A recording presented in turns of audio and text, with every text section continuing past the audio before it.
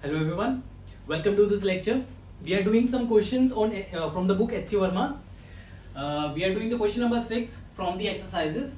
The question says, two vectors have magnitudes 3 unit and 4 unit respectively. What should be the angle between them if the magnitude of the resultant is, हमें तीन तरह के magnitude given है.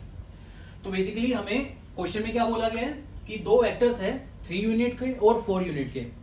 उन दोनों के बीच में ऐसा क्या एंगल होना चाहिए ताकि रिजल्टेंट का जो मैग्नीट्यूड है वो या तो 1 यूनिट हो या 5 यूनिट हो या फिर 7 यूनिट हो. तो इसके लिए हम लोग क्या करेंगे, सिंपली हम लोग एक फॉर्मूला लगाएंगे. कोसाइन रूल वाला जो फॉर्मूला होता है, क्या फॉर्मूला होता है, रिजल्टेंट का मैग्नीट्यूड निकालने का फॉर्मूला क्या होता है. जैसे मान लो दो वेक्टर ए और बी गिवन है हमारे पास. सपोज ये दो वेक्टर्स है ए एंड बी. तो इनका रिजल्टेंट निकालने का फॉर्मूला क्या होता है, हम लोग पैरेललोग्राम थ्योरम यूज करते हैं जिसके अंदर जो रिजल्टेंट होता है वो डायगोनल होता है ऑफ दिस पैरेललोग्राम. तो रिजल्टेंट का मैग्नीट्यूड होता है under root of magnitude of A का square plus magnitude of B vector का square plus twice of magnitude of A into magnitude of b into cos theta. This theta angle is the angle between vectors a and b. So therefore अगर मुझे magnitude, अब देखो a part में बोला है कि जो रिजल्टेंट वेक्टर है उसका मैग्नीट्यूड 1 यूनिट है, तो यहां पर मैं क्या पुट करूंगा 1 is equal to under root of a vector का मैग्नीट्यूड कितना है 3 यूनिट, तो 3 का स्क्वायर पुट करूंगा यहां पे प्लस बी वेक्टर का यूनिट है 4 का square plus twice into 3 into 4 cos of theta. आपसे ये थीटा एंगल पूछा है कि भाई इन दो वेक्टर्स के बीच में क्या एंगल होना चाहिए ताकि रिजल्टेंट का मैग्नीट्यूड 1 आ जाए. सो देयरफॉर देखो अगर मैं इसको सॉल्व करता हूं तो ये क्या बनता है 1 square is equal to 3 square plus 4 square plus 2 into 3 into 4 cos theta.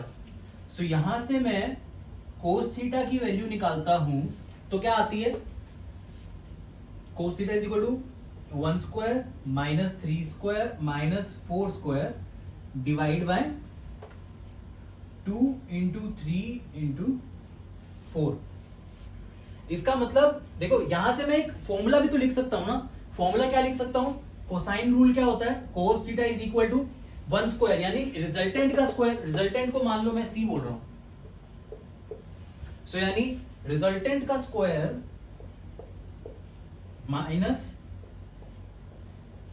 Magnitude A का स्क्वायर माइनस मैग्नीट्यूड बी का square divide by twice of magnitude A into magnitude B.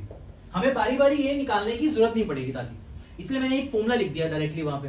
तो देयरफॉर cos थीटा की value first part के अंदर कितनी आ रही है 1 minus 9 plus 16 25. तो 1 minus 25 is minus 24 divide by 4 into 3 into 2 is again 24. So therefore value कितनी आ गई -1. सो cos थीटा -1 किस वैल्यू के ऊपर होता है, theta is equal to 180 degree के ऊपर कोस थीटा की वैल्यू -1 होती है. सो इसका मतलब क्या है कि ये जो दो वेक्टर है ए और बी, अगर ए की डायरेक्शन ये है तो बी की डायरेक्शन उसके एग्जैक्टली ऑपोजिट होनी चाहिए, यानी दोनों के बीच में एंगल कितना होना चाहिए 180 डिग्री. उस केस में जो हमारा वेक्टर है रिजल्टेंट वेक्टर उसका मैग्नीट्यूड आ जाएगा 1 यूनिट. अब बी पार्ट में देखते हैं. बी पार्ट में क्या बोला है, मैग्नीट्यूड इज 5 यूनिट. तो मुझे अगर cos थीटा निकालना है तो cos theta will be equal to 5 square resultant का मैग्नीट्यूड का स्क्वायर, ये वाला फॉर्मूला यूज करेंगे तो minus 3 square minus 4 square divide by 2 into 3 into 4. तो यहां से कितना आ जाएगा ये, दिस इज 25, 9 प्लस 16 इज 25, 5 का square is 25. So 25 minus 25 is 0. तो cos थीटा की वैल्यू बेसिकली आ गई 0. तो cos थीटा 0 किस वैल्यू के ऊपर होता है, theta is equal to 90 degrees की। तो इसका मतलब है अगर ये वेक्टर A है, so this should be vector B। But in दोनों के बीच में एंगल क्या हो गया? 90 डिग्री। सिमिलरली अगर मैं C पार्ट की बात करूं तो C पार्ट में cos थीटा की वैल्यू अगर मुझे निकालनी है तो 7 square minus 3 square minus 4 square divide by 2 into 3 into 4, यही करेंगे। मुझे बस ये रिप्लेस करते जाना है हर पार्ट के अंदर, हर पार्ट में बस मुझे मैग्नीट्यूड रिप्लेस करना है। तो इसकी वैल्यू कितनी आ जाती है? 7 square is 49, 49 minus 25 is 24, so 24 divide by again 24, 4 into 3 into 2 is 24। तो ये वैल्यू कितनी आ गई? 1। तो cos थीटा की वैल्यू 1 है, तो ऐसे किस एंगल पे होती है cos थीटा की वैल्यू 1? cos थीटा की वैल्यू 1 होती है 0 डिग्रीज पे। सो देयरफॉर अगर ये दोनों वेक्टर A और B अगर सेम डायरेक्शन में हो जाए, उस केस में ये दोनों को हम डायरेक्टली ऐड करके दोनों के मैग्नीट्यूड 3 + 4 करके फाइनली मैग्नीट्यूड क्या निकाल सकते हैं रिजल्टेंट का? 7।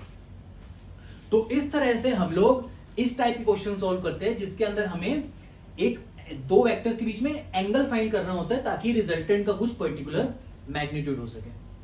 आई होप आप लोगों को ये क्वेश्चन क्लियर हो गया होगा। Now let's move on to the next question.